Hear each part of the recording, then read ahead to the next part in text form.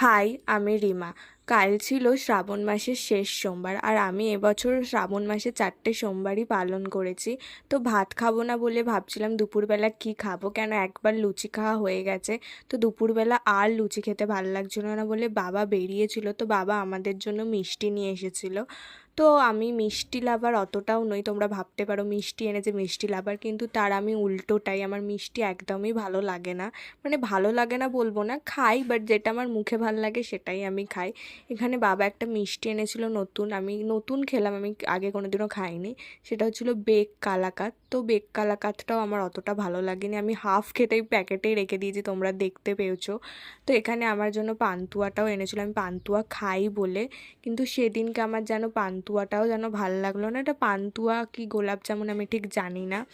তো যাই হোক আমি খেলাম, কিন্তু আমার অতটা ভালো লাগেনি। তার কারণ হচ্ছে ভেতরে একটা পুর ছিল, ওই পুর দেওয়া আমার রসগোল্লা বা এই পান্তুয়া একদমই ভালো লাগে না। আমি মিষ্টির নাম অত জানি না, তো আমি অত ডিটেলসে বলতে পারবো না এটা কি মিষ্টি ছিল, সত্যি কথা।